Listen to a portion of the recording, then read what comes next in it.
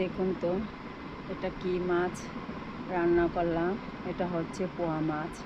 এভাবে রান্না করলে কিন্তু তৃপ্তি করে ভাত খাওয়া যায় আর মনটাও ভরে যায়। আর অনেকে পোয়া মাছ পছন্দ করে না, কিন্তু এভাবে রান্না করলে আমার মনে হয় এটা যদি ভালো লাগে একটা লাইক শেয়ার কমেন্ট করবেন, কমেন্ট করে জানাবেন। আমার ভিডিওটি সম্পূর্ণভাবে দেখে আমার চ্যানেলটি সাবস্ক্রাইব করে দিবেন। আসসালামু আলাইকুম। মূল রেসিপিতে চলে আসলাম। এখানে নিয়েছি কিছুটা পোয়া মাছ, মাত্র 5 টুকরো পোয়া মাছ নিয়েছি।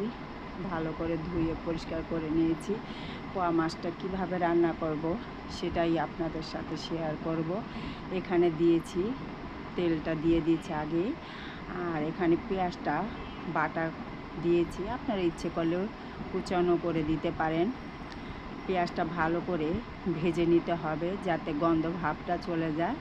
এখন দিয়ে দিব কাঁচা মরিচ বাটা। কাঁচা মরিচের ঝালটাই দিব, শুকনো মরিচের ঝালটা দিব না।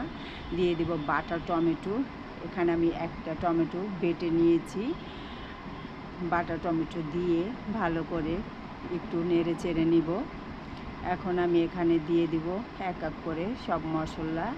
একটু হলুদের গুঁড়ো, জিরা গুঁড়ো, ধনিয়া গুঁড়ো আর সামান্য পরিমাণে একটু শুকনো মরিচ গুঁড়ো, যাতে কালারটা সুন্দর দেখা যায় সেজন্যই একটু শুকনো মরিচের গুঁড়ো দিয়ে দিলাম।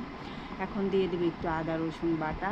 এখন ভালো করে একটু কষিয়ে নিতে হবে, তাই এখন একটু পানি দিয়ে দিলাম। পানিটা দিয়ে এখন মশলাটা অনেকক্ষণ কষাতে হবে যাতে মশলার গন্ধ, আদার গন্ধ ভাবটা চলে যায়। দিয়ে দিলাম স্বাদ অনুযায়ী লবণ। দেখুন মশলাটি কিন্তু কষানো হয়ে গেছে আর তেলও উঠে গেছে চতুর্দিক থেকে। এখন আমি মাছগুলো দিয়ে দিব। এই মাছটা দিয়ে কিন্তু বেশি নাড়াচাড়া করা যাবে না, একটু আলতোভাবেই নাড়তে হবে। তাই মাছটা একটু ভালো করে কষিয়ে নিব।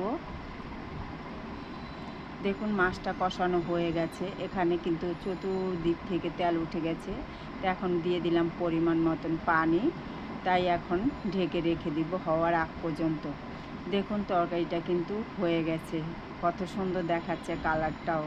বলুন, যদি বন্ধুরা খুব ভালো লাগে, দেখুন খেতেও কিন্তু অসাধারণ। আল্লাহ হাফেজ।